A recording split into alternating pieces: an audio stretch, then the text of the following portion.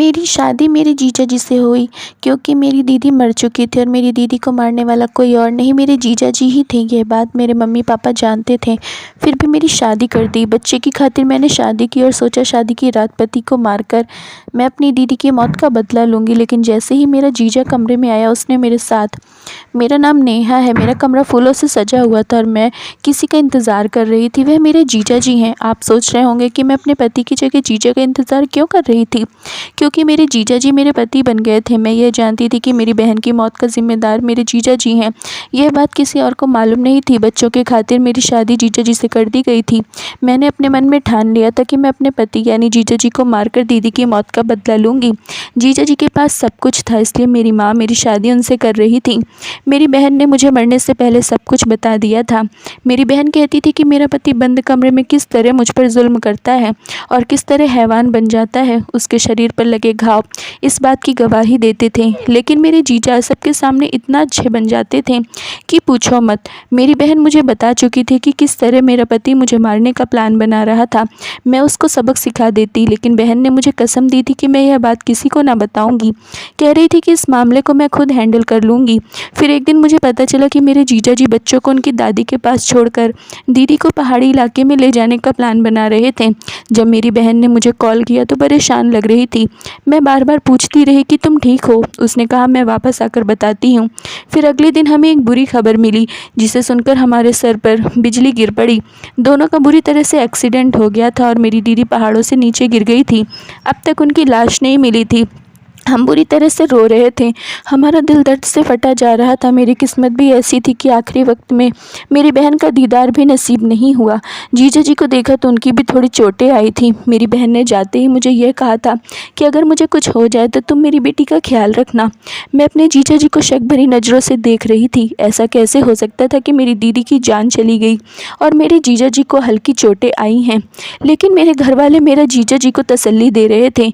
मुझे यकीन था कि जीजा जी ने ही दीदी को मारने की साजिश की थी, क्योंकि हर बार जीजा जी अपनी बेटी को ही लेकर जाते थे, तो इस बार वह बेटी को लेकर क्यों नहीं गए। जब मैं इस बारे में अपने घर वालों से बात की तो कहने लगे कि तुम्हें अपनी बहन की मौत का सदमा लगा है, इसलिए ऐसी बातें सोच रही हो। वह एक नेक इंसान है और तुम उन पर इल्ज़ाम लगा रही हो।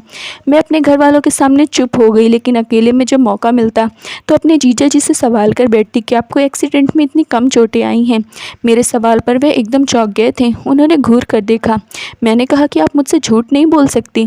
दीदी ने मरने से पहले मुझे सब कुछ बता दिया था। इस बात पर जीजा जी कहने लगे कि जब सब कुछ पहले से ही पता है तो अच्छी बात है, मगर यह सच्चाई किसी को बताया तो अच्छा नहीं होगा, इसलिए खामोश रहो। मेरे जीजा अपनी बड़ी बड़ी आंखें करके मुझे देखने लगे। जीजा जी ने घर पर आना जाना बंद कर दिया था। अपनी बेटी को भी कुछ दिन के बाद लेकर चले गए। सब मेरी बहन की मौत को भूल चुके थे, लेकिन मेरे दिमाग में अभी भी मेरी बहन घूम रही थी। मुझे हैरानी थी इस बात की, मेरे जीजा जी अपना जुर्म कबूल कर चुके थे। जीजा जी फ़ोन करके भी यही कहते थे कि तुम यह बात किसी को नहीं बता सकती, क्योंकि तुम्हारी बात पर कोई विश्वास नहीं करेगा। वह सच ही तो कह रहे थे। मेरे घर वाले खुद मेरी बात पर यकीन नहीं कर रहे थे। मेरे जीजा जी पर आंख बंद करके विश्वास करते थे। मेरे घर वालों ने मेरा रिश्ता मेरे जीजा जी के साथ में ही तय कर दिया। मैं सब कुछ जानती थी। ऐसी हालत में ऐसे इंसान के साथ ज़िंदगी कैसे गुजार सकती हूँ। मैं अंदर से तड़प उठी थी। मेरे जीजा जी मेरी बहन के कातिल थे। मेरे जीजा जी को कोई बीमारी थी, तो सब चाहते थे कि दीदी की बेटी को अच्छा माहौल मिले, उसे प्यार मिले। इन सब में उसकी क्या गलती थी। उसने भी अपनी माँ को खो दिया है। जीजा जी से शादी करना मेरे लिए इम्तिहान जैसा था।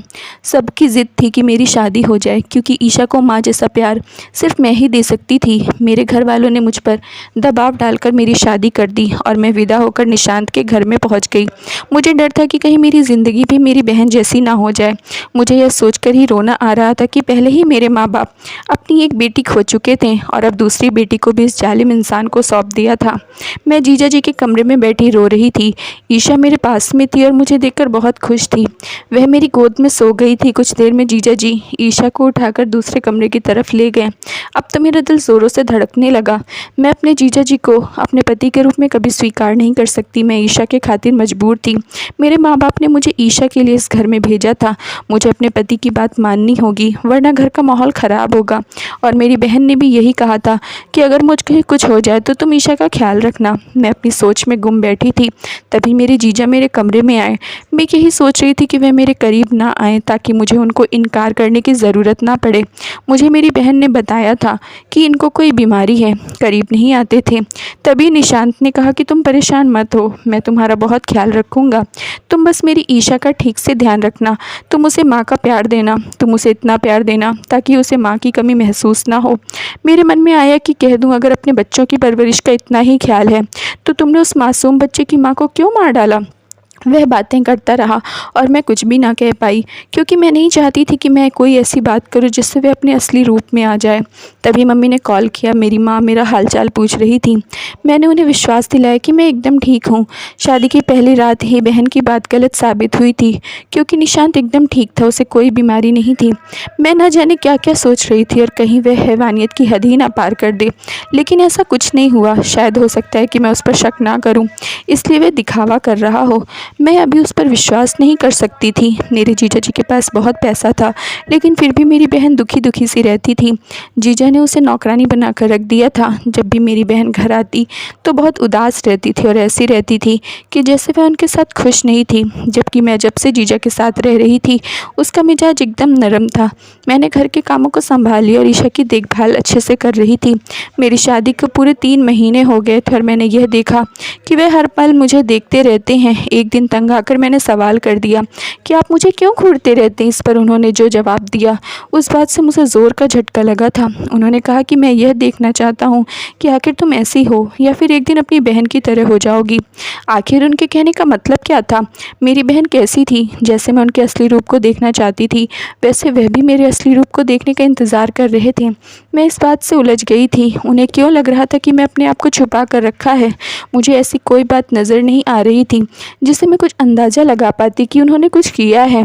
एक दिन ईशा बुखार से तप रही थी। मैंने पूरा दिन उसका ख्याल रखा, लेकिन वह आजकल ज़िद्दी हो गई थी। मैंने थककर उसे सुला दिया और उसके लिए किचन में सूप बनाने चली गई। इतनी देर में निशांत आए और वह सीधा ईशा के पास चले गए। ईशा को इस हालत में देखकर उसे लेकर अस्पताल पहुंच गए। जब मैं सूप लेकर कमरे में आई तो देखा ईशा नहीं थी। मैंने नौकर से पूछा तो उसने कहा कि मालिक ईशा को अस्पताल लेकर गए हैं। मैं रात का खाना बनाकर उनका इंतज़ार करने लगी। कुछ देर बाद वे ईशा को लेकर घर आए और मुझे कहने लगे कि मैं तुम्हारी हर ज़रूरत का ख्याल रखता हूँ और भी जो कुछ चाहिए मुझे बोलो, मैं ला कर दूंगा। लेकिन मैं तुम्हारे आगे हाथ जोड़कर कहता हूँ कि ईशा की तरफ लापरवाही मत करना, मुझे यह सहन नहीं होगा। पहली बार मेरा गुस्सा बाहर आ गया और ईशा को ले जाकर पहले कमरे में छोड़ा। वापस आकर मैंने कहा कि अगर इतनी ही फिक्र थी बच्ची की तो मेरी बहन को क्यों मारा। मेरी बात सुनकर वह चला गया और कुछ नहीं कहा। मुझे मेरी बहन याद आने लगी। अब मैं अपना गुस्सा अपने पति पर जाहिर करने लगी थी। उसके खाने पीने का ख्याल रखती थी, लेकिन उनके कमरे में नहीं जाती थी, जिसका नतीजा यह हुआ कि एक दिन वह मेरे पास आया और कहने लगा कि मैं तुम्हें कहीं लेकर जाना चाहता हूँ। मैं उन्हें देखने लगी क्योंकि मुझे कहाँ लेकर जाना चाहते हैं। उन्होंने कहा तैयार हो जाओ। इतना कहकर वह ईशा के पास चले गए। मैं तैयार हो रही थी, तभी ईशा मेरे गले लगकर बोली, आप कहाँ जा रही हैं मम्मा। मेरे पति ने ईशा को कहा कि चलो आपको दादी के पास छोड़ देता हूँ, तुम्हारी माँ को डॉक्टर के पास लेकर जाना है, उनकी तबीयत ठीक नहीं है। जब वह ईशा को छोड़कर आया तो मैंने सवाल किया कि जब मैं ठीक हूँ तो आपने ईशा से क्यों कहा कि हम अस्पताल जा रहे हैं। तो वह कहने लगे कि जहाँ हम जा रहे हैं वहाँ बच्चों को जाना अलाउड नहीं है। मुझे याद आ गया कि मेरी बहन का भी इसने यही किया था। मैं अंदर तक डर गई। वह मुझे लेकर निकल पड़े थे। फिर बस्ती की तरफ जाने लगे तो मैंने पूछा हम कहाँ जा रहे हैं। उसने चुप रहने का इशारा किया। एक गली से जाने के बाद छोटे से घर के आगे रुके और दरवाज़ा खटखटाने लगे। तभी एक नौजवान ने दरवाज़ा खोला। मेरे पति को देखकर परेशान हो गया।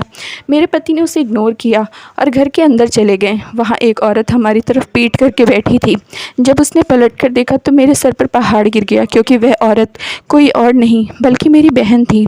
मेरी बहन मुझे सामने देखकर घबरा गई थी। मेरे पति ने मुझे जो बात बताई उसे सुनकर मेरे तो होश उड़ गए थे।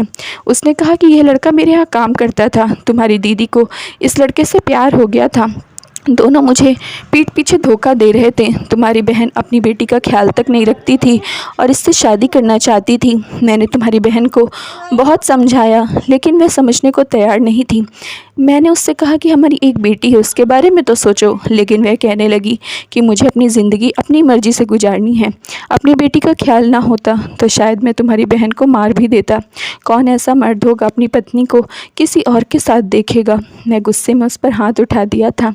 बाद में मैंने उससे माफ़ी भी मांगी और कहा कि ठीक है, उसे मुझसे तलाक चाहिए था, इसलिए मैंने उसे तलाक देकर आज़ाद कर दिया और उसे उसके आशिक के साथ भेज दिया था। यह बात तुम्हारे माँ बाप को पता है, इसलिए उन्होंने तुम्हारी शादी मुझसे कर दी। मैंने तुम्हारी बहन की इज्जत बचाने के लिए दुनिया में ये अफवाह फैला दिया कि तुम्हारी बहन मर चुकी है। मेरी बहन हाथ जोड़े शर्मिंदा खड़ी थी और मुझे मेरे पति से माफ़ी मांगने लगी। हम बिना कुछ कहे घर चले आए। मैं अपने पति को यह सब कुछ बताया जो कुछ मेरी बहन ने बताया था। इसी वजह से मैं आपको कातिल समझती थी। मुझे मेरी बहन से नफ़रत हो गई। आखिर उसने अपनी बेटी के बारे में भी नहीं सोचा। इतनी प्यारी बेटी को छोड़कर किसी और के साथ चली गई थी। आज मैंने अपने बुरे बर्ताव के लिए अपने पति से माफ़ी मांगी थी। उन्होंने मुझे साफ करके गले से लगा लिया। मैं अपने पति और बेटी ईशा के साथ खुशी खुशी रहने लगी। मेरी नज़र में मेरे पति के लिए सम्मान बढ़ गया था, क्योंकि वह बहुत अच्छे इंसान थे। वह चाहते तो बहन की करतूत के लिए हमें बदनाम कर सकते थे, लेकिन उन्होंने ऐसा नहीं किया। Thank you friends. आशा करती हूँ आप लोगों को वीडियो पसंद आई होगी, तो जल्दी से लाइक कर दीजिए और चैनल पर नए हैं तो सब्सक्राइब कर लीजिए।